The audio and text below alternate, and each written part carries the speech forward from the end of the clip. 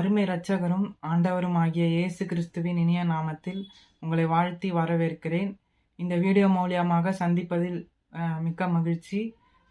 இந்த நாளிலும் நான் உங்களோடு பகிர இருக்கிற வசனம் என்னவென்று பார்த்தீங்கன்னா, மத்தேயுவுக்கு எழுதின சுவிசேஷம் 7வது அதிகாரம் 17லிருந்து 20 வரைக்கும் உள்ள வசனங்களை உங்களோட நான் ஷேர் பண்ண விரும்புகிறேன், பகிர விரும்புகிறேன்.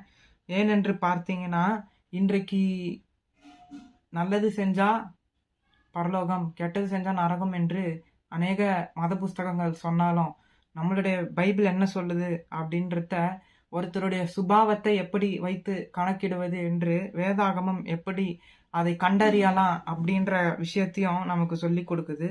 நான் வாசிக்கிறேன். மத்தேயு 7:17லிருந்து 20. அப்படியே நல்ல மரமெல்லாம் நல்ல கனிகளை கொடுக்கும், கெட்ட மரமோ கெட்ட கனிகளை கொடுக்கும். நல்ல மரம் கெட்ட கனிகளை கொடுக்க மாட்டாது, கெட்ட மரம் நல்ல கனிகளை கொடுக்க மாட்டாது. நல்ல கனி கொடாத மரமெல்லாம் வெட்டுண்டு அக்கினியிலே போடப்படும். ஆதலால் அவர்களுடைய கனிகளாலே அவர்களை அறிவீர்கள். அப்போ ஒரு மனுஷனுடைய சுபாவத்தை நாம் எப்படி அறிந்து கொள்ள வேண்டும் என்று வேதாகமம் சொல்லுதுன்னா, அவங்களுடைய சுபாவத்தை நாம் நன்று உற்று கவனிக்கும் பொழுது அவங்க நல்ல சுபாவம் உள்ளவர்களா இல்லையா என்று அதை செயல் அதை வேதாகமம் எப்படி நமக்கு விவரித்து சொல்லுதுன்னு பார்த்தீங்கன்னா, கனி என்று சொல்லி நமக்கு சொல்லி கொடுக்கறது. அப்போ கனின்னும் பொழுது நம்மளுடைய வாழ்க்கையில செயலாக தோன்றுகிற காரியங்கள், பழக்க வழக்கங்கள், இதைதான் வேதாகமம் கனி என்று நமக்கு வலியுறுத்துது. இப்போ ஒரு செடியை நடுறோம், அந்த செடியிலிருந்து ஒரு பூவோ ஒரு காயோ இல்லை ஒரு பழமோ வருதுன்னா, அந்த பழத்தை நம்ம பறித்து சாப்பிட்றோம். அதுதான் அந்த செடியினுடைய ஒரு முடிவு. அது நம்ம விதைச்சி ஒரு செடியும் ஒரு பழமும் ஒரு பூவும் காய்க்காத பட்சத்துல அது பிரயோஜனமற்ற செடியாக போகிறது. அதே மாதிரிதான் நம்மளுடைய சுபாவம் விதையாக விதைக்கப்பட்டு ஒரு காலகட்டத்துக்கு மேல அது முளைஞ்சி ஒரு செடியாக முளைச்சு அது ஒரு காயாக கனியாக இல்லை பூவாக வரும்பொழுது நம்ம அறியலாம் அது எங்க நம்மளை கொண்டு போய் சேர்க்கிறது.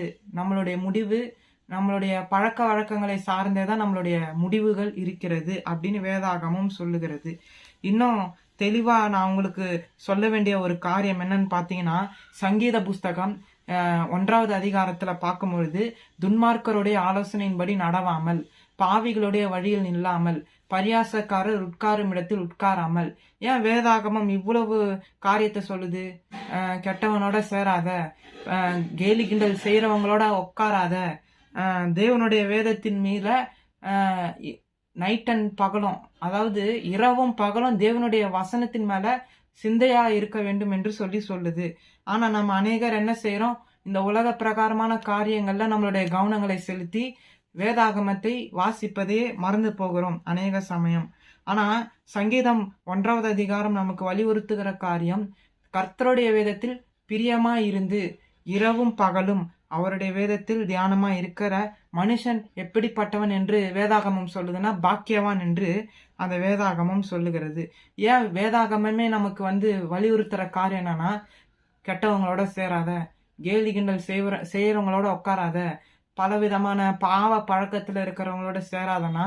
ஏன்னா நம்ம சேர ஒரு சேர்க்கையும் ஆனது நம்மளை கொண்டு போகிறது நல்ல பழக்கத்திலையா அல்ல கெட்ட பழக்கத்துல கொண்டு போகிறதா என்று நாம் நிர்ணயிக்கிற நண்பர்கள் மூலமாக நாம் கண்டறிந்து கொள்ளலாம்.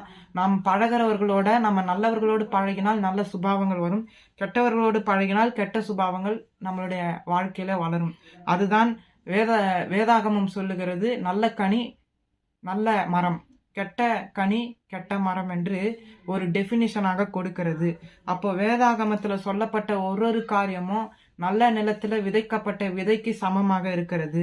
அப்போ இந்த வேத வசனங்கள் நமக்கு ஒரு நல்ல விதையாக இருப்பதனால இந்த வேத வசனத்தின் மீது நாம் எவ்வளவு ஆர்வத்தை காண்பிக்க வேண்டும் என்று வேதாகமம் நமக்கு வலியுறுத்தி கொண்டே இருக்கிறது.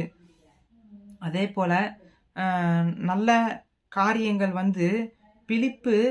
பிலிப்பியர் 4வது அதிகாரம் 8வது வசனத்துல பார்த்தீங்கன்னா, நல்ல கனிகளை குறித்து வசனம் வேதாகமம் சொல்லுது. பிலிப்பியர் 4வது அதிகாரம் 8வது வசனத்துல ஆவியின் கனிகள் அப்படின்ற பேர்ல வரும். பிலிப்பியர் 4:8 பார்க்கும்பொழுது நம்மளுடைய நல்ல சுபாவங்கள், நல்ல செயல்கள் எப்படி அது விவரிச்சு அந்த வசனம் சொல்லுதுன்னு நம்ம பார்க்கலாம்.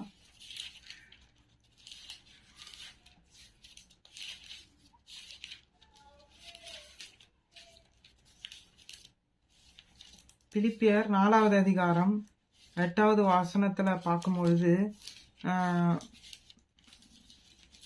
நல்ல மரமுள்ள நல்ல சுபாவமுள்ள ஒரு டெஃபினிஷன் அங்க இருக்கும்.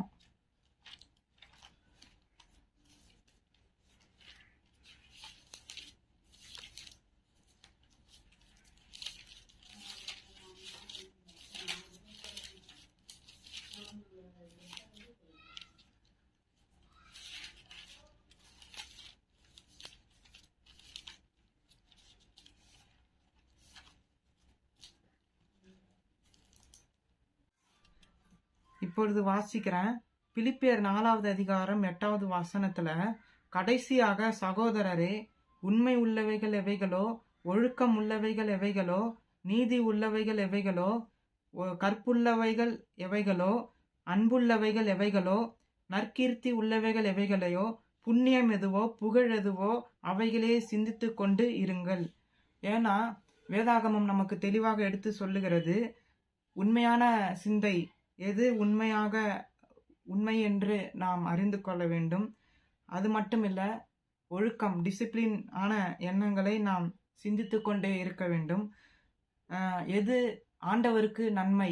இப்போ ஒருத்தருக்கு பிடிச்ச மாதிரி நம்ம வாழணும்னு நம்ம யோசிக்கிறோம்ல, அதே போலதான் எது வேண்டும், எது என் ஆண்டவருக்கு பிடிக்கும், எது கடவுளுக்கு பிடிக்காது என்று நம்ம அநேக முறை நான் வீடியோவில் பகிர்ந்திருக்கிறேன். அப்போது நல்ல விஷயங்களை சிந்தித்து கொள்வதனால் நல்லது நம்மளுடைய வாழ்க்கையில் வரும். அப்போது நல்ல கனிகளை நாம் தர வேணும். நல்ல பழக்க வழக்கங்கள், நல்ல செயல்பாடுகள் என் வாழ்க்கையில் வர வேண்டும் என்று சொன்னால் நாம் சிந்திக்கும் பொழுது அது நமக்கு உரமாக மாறுகிறது. அந்த சிந்தை நாம் எப்படி பத்திரமாக பாதுகாக்க வேண்டும் என்றும் வேதாகமம் சொல்லுகிறது. பொல்லாங்காய் தோன்றுகிற யாவற்றையும் விட்டு விலகுங்கள் என்று வேதாகமம் சொல்லுகிறது. ஏன் பார்த்தீங்கன்னா, இன்றைக்கு நம்மளுடைய கண்கள், நாம் பார்க்கிற ஒவ்வொரு காரியங்கள் நம்மளை அறியாம உள்ள மனசுல போய் பதிகிறது. நாம் வாயால காதால கேட்கிற காரியங்கள் எல்லாமே வாய் மூலியமாக பேசுகிறோம். அப்போ இந்த இரண்டும் தான் நல்லதுக்கும் கெட்டதற்கும் வழி திறக்கிற ஒரு வாசல்களாக இருக்கிறது. இந்த 2 வாசலையும் நாம் காத்து கொள்ளும் பொழுது நாம் ஞானவான்களாக இருப்போம், மதியினர்களாக இருக்க மாட்டோம். வேதாகமம் சொல்லுது முட்டாள் என்று சொல்லி. தீமையை தெரிந்து கொள்ளுகிறவர்கள் முட்டாள், ஆனா நன்மையை தெரிந்து கொள்ளுகிறவர்கள் புத்திசாலி என்று வேதாகம் சொல்லுகிறது. அவங்கள ஒரு ஞானவான் அப்படின்னு சொல்லுது வேதாகமம். அப்போ நம்மளுடைய கண்களை நாம் ஒரு முறை யோசித்து பார்க்க வேண்டும். கண்களை நாம் வெளிச்சத்திற்குரிய கண்களாக வச்சிருக்கிறோமா, இல்லை என் கண்களெல்லாம் இருளாக இருக்கிறதா? அப்படி இல்லை, என்னுடைய கேட்கிற விஷயங்கள் நல்ல விஷயங்களா நான் கேட்கிறேனா, இல்லை கெட்ட விஷயமா நாம் கேட்கிறோமா என்று நாம் ஒரு முறை நாமளே சோதித்து ஆராய்வோம். இந்த 2மே தான் ஒரு மனுஷனுக்கு பழக்க வழக்கங்களாக, சுபாவங்களாக அவனுடைய வாழ்க்கையை கட்டுகிற ஒரு காரியமாக இருக்கிறது. அப்போ வேதாகமம் என்ன சொல்லுதுன்னா, வேத வசனங்களை ஒருவன் சிந்தித்து கொண்டே இருக்கும் பொழுது அதை குறித்து ஒவ்வொரு நாளும் அதையே முழுசா சிந்தித்து கொண்டு நல்ல விஷயங்களை பார்க்கிறவன் பாக்கியவான். அப்போ அவனுடைய வாழ்க்கையில பார்த்தீங்கன்னா நல்ல கனிகள் மட்டுமே தான் வெளிப்படும், நல்ல சுபாவங்கள் வெளிப்படும். ஆனா தேவனை விட்டு விலகி இந்த உலகத்துக்குரிய காரியத்தை ஒருத்தர் ஃபோக்கஸ்டா பார்க்கும் பொழுது, கெட்டதை அவங்க அடிக்கடிக்கு பார்க்கும் பொழுது, இல்லை கேட்கும் பொழுது, கெட்ட விஷயங்களை கேட்கும் பொழுது அவங்களுக்குள்ள கெட்ட கனிகள் வளருகிறது. கெட்ட கனி என்று சொல்லும் பொழுது கெட்ட பழக்க வழக்கங்கள் அப்படின்னு வேதாகமம் நமக்கு சுருக்கமாக சொல்லுகிறது. அப்போ நம்மளுடைய வாழ்க்கையில நாம் உய்த்து ஆராய வேண்டியது என்னன்னு பார்த்தீங்கன்னா, நம்மளுடைய சரீரம் தவறு செய்வதற்கும் தவறு செய்யாம பாதுகாக்கப்படுவதற்கும் நம்மளுடைய சரீரத்தை கடிவாளம் போட்டு வைத்திருப்பது எதுன்னு பார்த்தீங்கன்னா இந்த கண்ணும் வாயும் தான். இந்த கண்ணும் வாயும் ஒழுங்காக இருக்கும் பொழுது நம்முடைய சரீரத்தை நம்ம கண்ட்ரோல் பண்ணி ஆளுகிறோம் என்று வேதாகமம் சொல்லுது. ஏன்னா நீதிமொழி புஸ்தகத்துல பார்க்கும் பொழுது பட்டணத்தை பிடிப்பதை பார்க்கிலும் தன் மனதை அடக்குகிறவன் உத்தமன் அப்படின்னு சொல்லுது. ஏன்னா இந்த இருதயம்தான் பொல்லாத சிந்தனை உள்ள இருதயம்னு வேதாகமும் சொல்லுது. வேற எந்த புஸ்தகமும் ஒரு மனுஷனுடைய இருதயத்தை குறித்து சொல்லல. ஆனா பைபிள் சொல்லுது மனுஷனுடைய சிந்தையெல்லாம் மோசமான சிந்தனைகள், மோசமான காரியங்களை செய்கிறான் மனுஷன் ரொம்ப ரொம்ப தவறான கிறுக்கான இருதயம் அப்படின்னு மனுஷனுடைய இருதயத்தை பற்றி வேதாகமும் சொல்லுது. அப்போ இருதயத்துல தான் போய் விழுது. நாம் கேட்கிற ஒவ்வொரு விஷயமும் இருதயத்துல தான் போய் விதை போல விழுகிறது. நாம் பார்க்கிற ஒவ்வொரு விஷயமும் ஒரு ஒரு விதை போல. அந்த விதை போய் மண்ணுல விழுந்து எப்படி செடி வந்து பூ காய்த்து பழம் கொடுக்குதோ அதே போலதான் நாம் பார்க்கிற காரியங்கள் எல்லாம் ஒரு விதையை போல நம்ம கிட்ட விழுந்துகிட்டே இருக்கு. அப்போ நல்ல விதையை நாம் அனுமதித்து நல்ல காரியங்களை மட்டும் நாம் செயல் வடிவில கொண்டு வரலாம். கெட்ட காரியங்களை நாம் ஒழித்து விடலாம். தேவன் தாமே இந்த வேத வசனத்தின் மூலமாக, இந்த படிப்பினை மூலமாக உங்களை ஆசீர்வதிப்பாராக. ஆமேன்.